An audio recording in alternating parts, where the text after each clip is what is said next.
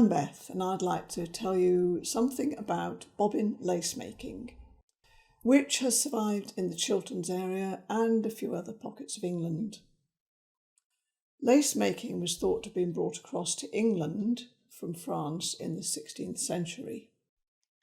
In Buckinghamshire and Bedfordshire, it was quite popular. There were lace schools where children were able to manufacture lace and earn their own living.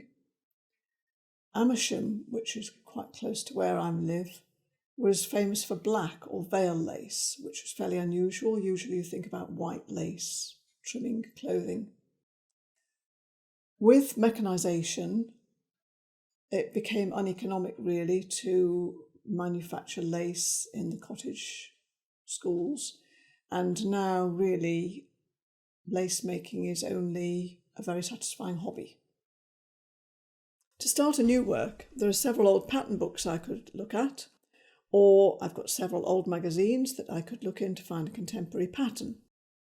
This one looks interesting. I know all the stitches that I'll need to use in it. It's for a garter, or I could make a cake frill, depending on how long I make the piece of work. The first stage is always to prick out the pattern onto card. You have to be able to see your threads, so it's good to copy the pattern onto coloured card. Although it's quite fiddly to generate, this pricking can be reused indefinitely.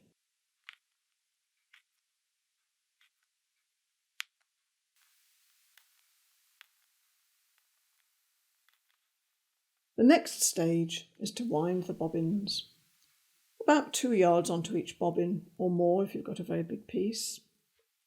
Winding the bobbins can take some time if you have a large piece and a lot of bobbins. This one uses 40 pairs.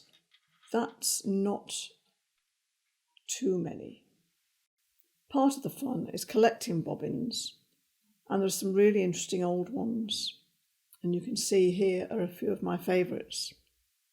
The shape of a bobbin is partly governed by the type of lace you're making. In Amersham, they used rather chunky bobbins, which were called thumpers.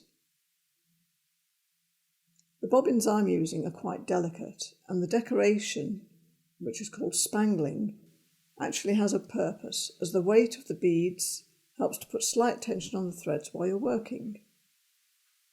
The neck of each bobbin has a small ridge, so you can fasten the thread with a slip knot, and that holds it in place. The card is placed on the pillow and held in place with pins. The first few bobbins are worked around the start points. These are marked with circles. I started this work a few weeks ago, and it will be some time before it's completed. We generally work with cottons of varying thickness, governed by how far apart the pinholes are. Linen thread is good to work with, and I have several reels of the right thickness for this pattern. Once the pattern is marked out, you basically follow it like a map. Each stitch is worked with 2 pairs of bobbins. Winding the threads around each other in a specific sequence of twists before and after inserting a pin creates the desired effect. The coloured thread is called a gimp, and it's held in place by twists in the main threads.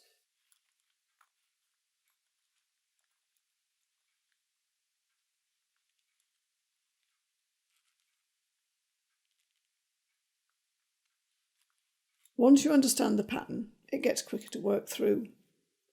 The way it's designed, you have to work alternate sections and let them catch up with one another, as some threads cross in the middle.